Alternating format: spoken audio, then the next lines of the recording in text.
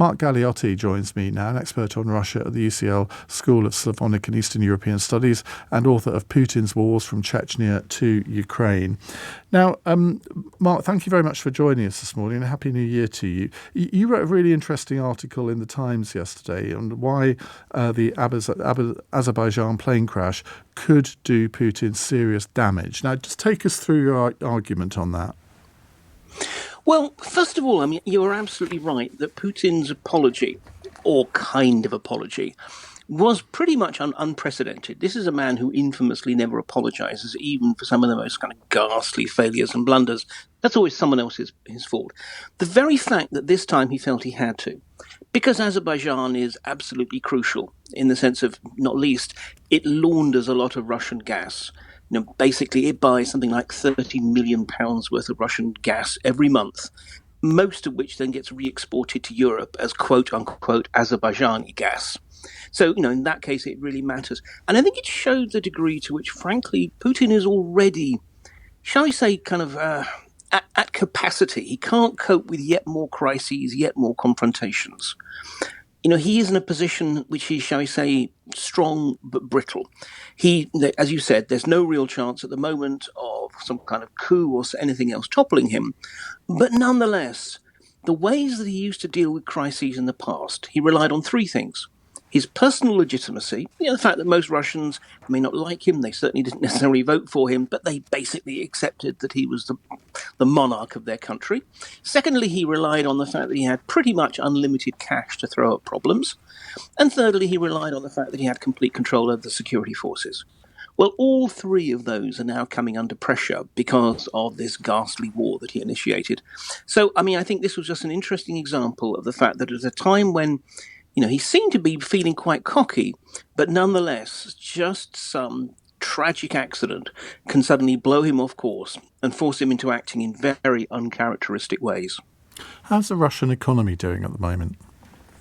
It's definitely overheating. It might sound weird to say one of its problems is its low unemployment rate, but the point is, it doesn't have enough workers.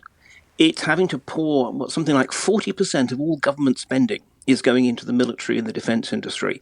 So although on the face of it, the economy is booming. GDP this year looks as if it's going to grow by about 4%, which is, I think, a figure that Keir Starmer would happily kill his granny for. But nonetheless, that's 4% because basically they are spending resources that they had saved up in their rainy day fund on the military. The fact of the matter is it's overheating, it's heading towards stagflation. It's not going to collapse, it's not going to implode dramatically. They still have enough money to continue the war for at least the next year, but there is definitely signs of pressure. And ordinary Russians, their kind of real quality of life has decreased. Well, something like real salaries are really down about 20% compared with, let's say, food prices and the like. When I use the phrase turning the screw on Putin, it's a bit of an inelegant phrase, but I was thinking back to the second half of the 1980s. I've just been writing a chapter in my biography of Margaret Thatcher on the end of the Cold War. And there was no doubt that part of the victory in the Cold War was because the West did put the economic screws on the Soviet Union to an extent because it forced it to spend money on the military, which probably should have been spent on the wider economy. And the Soviet economy by 1989 was in a very, very parlous state. Now, do you think that it's possible that history could repeat itself here, that the more economic pressure we put on Russia, the more likely it is for a change in regime? The problem is this, that yes, we could put more pressure on the Russian economy, but the global economy has changed since Margaret Thatcher's era. We're now so much more interconnected, and ultimately the kind of sanctions we'd be talking about, the additional sanctions, are ones which would also bite us. And I think one of the basic points is that we are in an era of institutionalized hypocrisy, I think. Despite the rhetoric of not just British, but also American and European politicians about just how important we think this conflict is, we're not really willing to spend money on it. The very fact that, that there's a whole debate about defense spending and might we hit 2.5% of GDP when clearly we need to be spending a lot more. Well, likewise, are we really willing to put extra sanctions on Russia if it's going to hit us in terms of increased energy prices or whatever? So, yes, there is more we could do, but it's going to be a two-edged sword. But also, look, when it comes down to it, again, Russia is already orienting its economy much more towards India and, above all, China. And putting the screws on Russia in some ways is going to force Putin to become more and more a vassal of China's. And one could argue that, in fact, actually China is the biggest long-term threat that we face. So it's not that I'm trying to say no. I'm trying to say we are in this incredibly complex international and economic environment. And I think in some ways the West has become paralyzed by that very complexity. Let's turn to Ukraine, because obviously 2025 is going to be a crucial year. As I said, Donald Trump comes into power on January the 20th.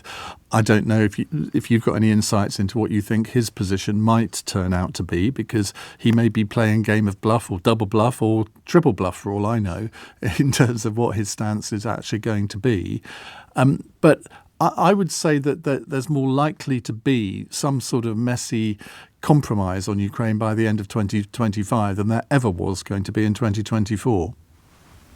Yeah, sadly, I think you're absolutely right. I mean, look, on the one hand, yes, when it comes to Trump, I don't think Trump knows for sure what he's going to do tomorrow, let alone next month. And Ukraine is an incredibly tricky issue. You know, he claims that he can bring peace to Ukraine in 24 hours. Well, he can't. Maybe he can impose some kind of a ceasefire, but a ceasefire isn't a lasting peace. It's just a temporary cessation of fighting. And the thing is that a real peace will be complex, lengthy, and difficult to negotiate. And frankly, complex, lengthy, and difficult are not really things that Trump does. And so I think that, you know, we might get a sticking plaster, but certainly not a fix. And secondly, the bottom line is that Trump is really interested in Trump, and his ego is the most important thing driving, I think it's fair to say. And there is a risk that Putin will overplay his hand. I mean, already, although on the one hand, there's some indications that the Russians are preparing for maybe some kind of peace talks. But certainly in his public pronouncements, Putin himself is sounding very cocky, setting out incredibly maximalist demands and more or less suggesting that that's the most limited thing he's willing to accept. If he overplays his hand, if he makes Trump think that he's basically been taken for a mug, you're absolutely right that there is a chance that, in fact, Trump would double down on support for Ukraine with much less caution than Joe Biden ever did. So, you know, we are in this environment in which not only are we uncertain, but it's clear that the Russians are also uncertain what Trump really is going to mean. Which is a good thing in some ways.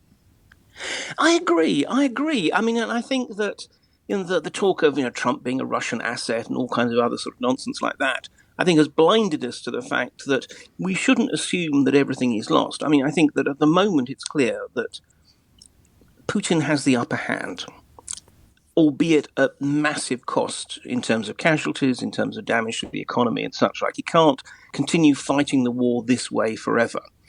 But for that very reason, there are still opportunities for the West. And, you know, you talked earlier about sort of turning the screws. There's also still opportunities for the Ukrainians to begin to actually stabilize the battlefield. But to do that, it's not just simply about Western weapons. They need more manpower.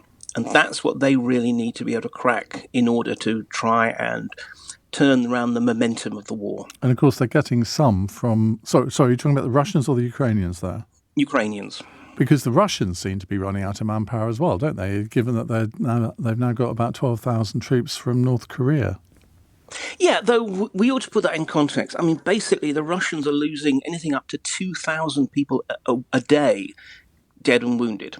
So, you know, in that context, 12,000 isn't that much. The thing is that what's really limiting the Russians is Putin is clearly worried about the political backlash if he launches another mobilization wave. At the moment, most of the Russian troops are volunteers. They're volunteers there because they're being paid a lot of money rather than necessarily because they're good patriots. But the point is that this is his constraint. I mean, both the Ukrainians and the Russians could raise more troops, but they're worried about the political implications of doing so. So far, at least, because he has deeper pockets, Putin can afford more troops, and then, who knows, maybe 12,000 North Koreans will in due course become 100,000 North Koreans, who knows.